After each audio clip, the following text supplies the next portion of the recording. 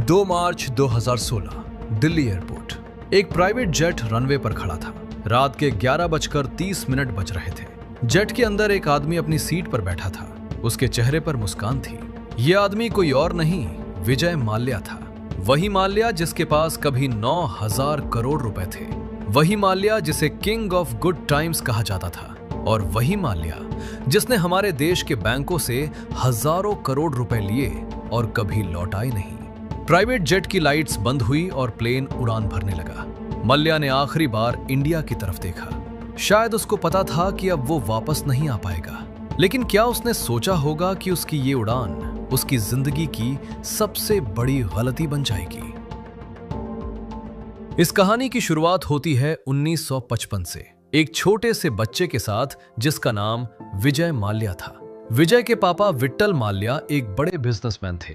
उनके पास United breweries group था जो बियर और शराब बनाता था। विजय की परवरिश अमीरी में हुई। उसके घर में कोई कमी नहीं थी। बचपन से ही विजय ने अपने पापा को बिजनेस करते हुए देखा था। स्कूल के दिनों से ही विजय को शौक था बड़े बड़े सपने देखने का।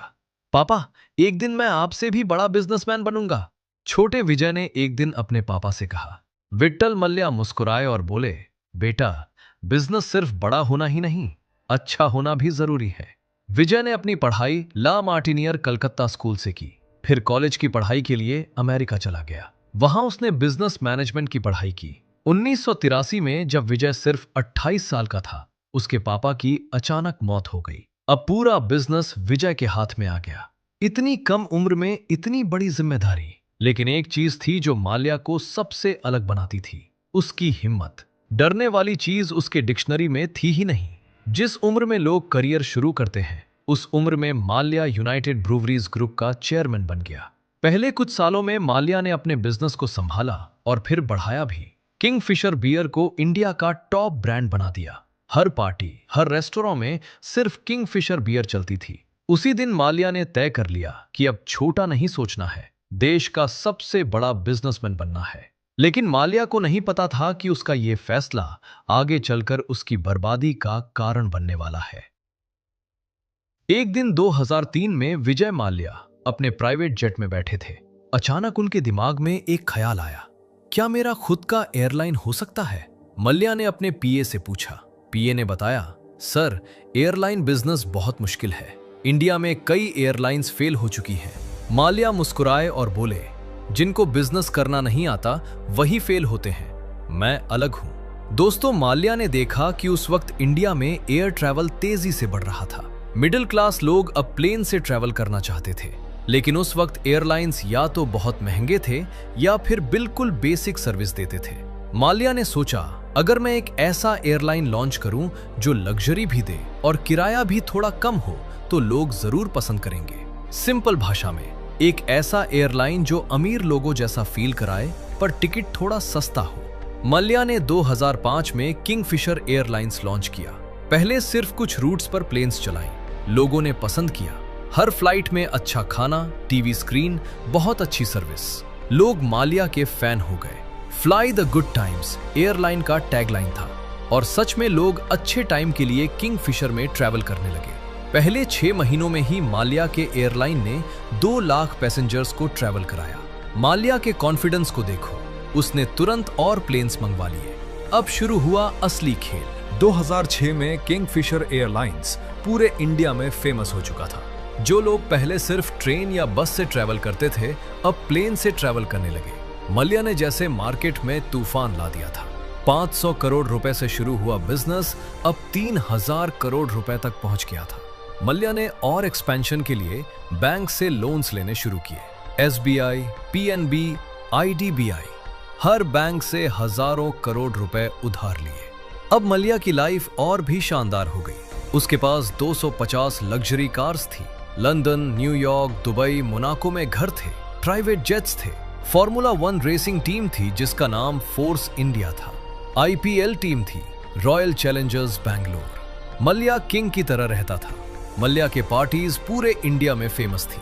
Models, actors, politicians, business leaders सब माल्या की पार्टीज में आते थे। हर साल गोवा में किंगफिशर कैलेंडर लॉन्च करता था जिसमें टॉप मॉडल्स की फोटोज होती थी। लेकिन 2008 में कुछ अजीब हुआ। एक क्लर्क जो किंगफिशर एयरलाइंस के अकाउंट्स डिपार्टमेंट में काम करता था, उसने नोटिस किया कि कंपनी लॉस में चल रही थी। हर महीने करोड़ों रुपए का लॉस हो रहा था। सर, हम हर फ्लाइट पर 2000 रुपए पर पैसेंजर का लॉस कर रहे हैं, क्लर्क ने मल्ल्या के सीएफओ को बताया। ये मल्ल्या साहब को मत बताना, वो एक्सपेंशन के मूड में है, सीएफओ ने जवाब दिया। इसी बीच 2007 में मल्ल्या ने एक और बड़ा कदम उठाया।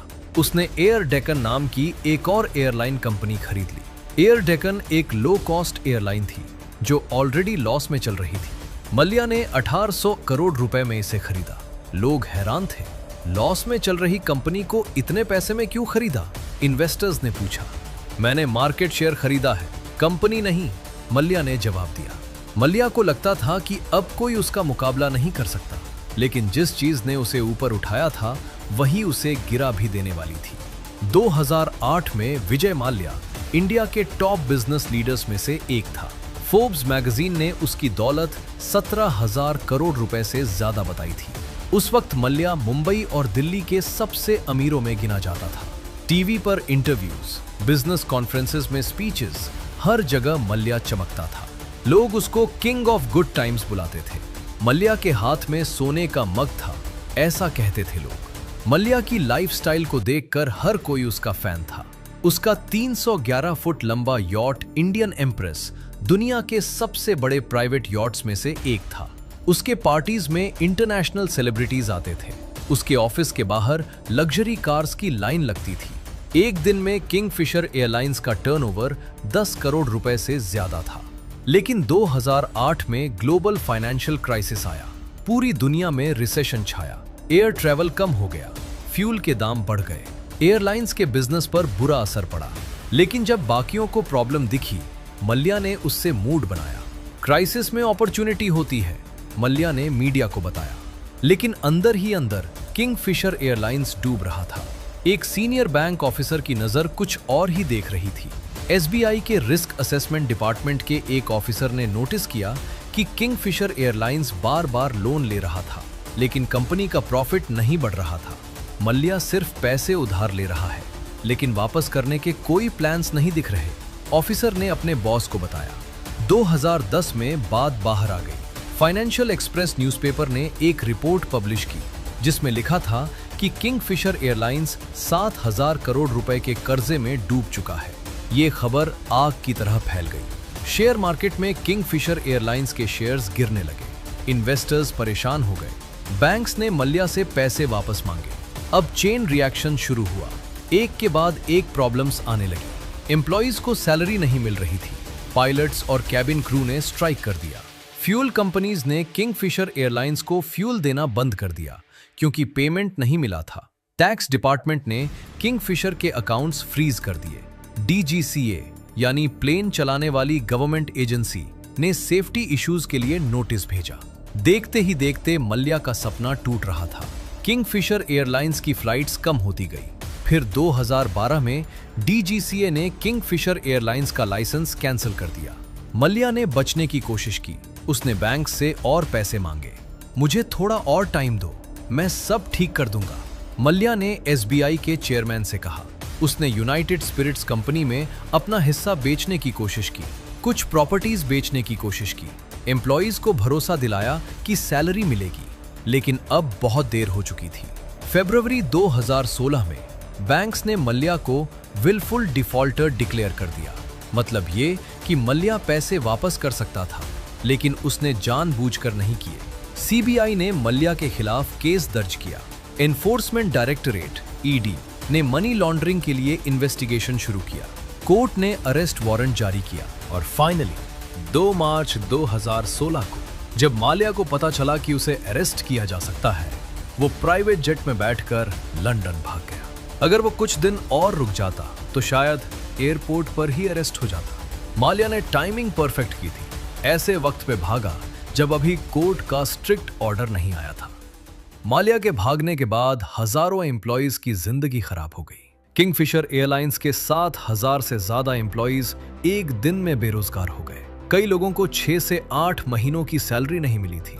मैंने अपनी बेटी की शादी के लिए पैसे बचा कर रखे थे। अब सब खत्म हो गए। किंगफिशर के एक सीनियर इंजीनियर ने मीडिया को बताया, आंखों में आंसू लिए हुए। बैंक्स का 9,000 करोड़ रुपए डूब गया। ये पैसा आखिर था किसका? हमारे टैक्सेस का, हमारे सेविंग्स का। जिस पैसे से स्कूल्स, हॉस्पिटल्स, रोड्स बन सकते थे, वो माल्या के शौक पूरे करने में खत्म हो गया। कोर्ट ने माल्या को भगोड़ा घोषित कर दिया। उसकी प्रॉपर्टीज सील कर दी गई, पासपोर्ट कैंसिल कर दिया गया। इंटरनेशनल पुलिस इंटरपोल ने रेड कॉर्नर नोटिस जारी किया। इंडियन गवर्नमेंट ने यूके गवर्नमेंट से मल्या को वापस लाने की मांग की, लेकिन यूके के कानून अलग है। वहां मल्या ने पॉलिटिकल असिलम यानी सुरक्षा मांग ली। केस कोर्ट्स में चलता रहा। आज 2026 में मल्या अभी भी लंदन में है। इंडिया के कोर्ट्स ने उसको दोषी माना है। यूके में एक्स्ट्राडिशन यानी वापस भेजने के ऑर्डर्स हो चुके हैं, लेकिन मल्या हर केस अपील कर रहा है और वक्त निकल रहा है। जिस आदमी के पास कभी 250 लग्जरी कार्स थी, आज उसकी कई कार्स ऑक्शन में बेच दी गई हैं। जिस आदमी के पार्टीज में पूरा बॉलीवुड आता था, आज उसके घर पर ताले लगे हैं। इस केस के बाद इंडियन बैंकिंग सिस्टम में काफी बदलाव आए। आरबीआई ने बड़े लोन्स के नियम सख्त कर दिए। बैंक ऑफिसर्स को ज्यादा रिस्पॉन्सिबल बनाया गया। विलफुल डिफॉल्टर्स के खिलाफ सख्त कानून बनाए गए। ये कहानी सिर्फ एक बिजनेसमैन की नहीं थी। ये कहानी है उस लालच की जो इंसान को इतना अंधा कर देती है कि उसे सही गलत का फर्क नहीं रहता। मल्या ने सिर्फ बैंक का पैसा नहीं चुराया, उसने हजारों लोगों के सपने भी तोड़े। इस कहानी से हमें क्या सीख मिलती है? सबसे बड़ी सीख ये है कि बिजनेस में कभी भी एक्सपेंशन के लिए इतना कर्जा ना लो कि उसको चुका ना पाओ। बिजनेस में प्रॉब्लम्स आती हैं, लेकिन उनसे भागना सॉल्यूशन नहीं होता। दूसरी सीख ये है कि अगर कोई कंपनी या बिजनेसमैन बहुत तेज ग्रोथ दिखा रहा है, तो जरूर चेक करो कि ग्रोथ सॉलिड है या सिर्फ दिखावा है। मल्या का बिजनेस मॉडल ही गलत था। कम किराए में ज्यादा सर्विसेज देना, ये फॉर्मूला कभी काम नहीं करता। और इंडिया के बैंक्स के लिए सबसे बड़ी सीख ये थी कि बड़े बड़े नाम देखकर लोन्स नहीं देने चाहिए। ड्यू डिलिजेंस यानी अच्छी जांच जरूरी है। और शायद मुंबई की वो बिजनेस बिल्डिंग्स आज भी याद करती होंगी उस आदमी को जो एक दिन किंग था और अगले दिन भगोड़ा बन गया। दोस्तों, अगर ये वीडियो पसंद आया हो तो एक लाइक जरूर करो, चैनल को सब्सक्राइब करो ताकि ऐसी फाइनेंशियल स्टोरीज आप तक पहुंचती रहें। हम हर हफ्ते नई कहानी लाते हैं। तब तक के लिए अपना पैसा संभाल के रखना।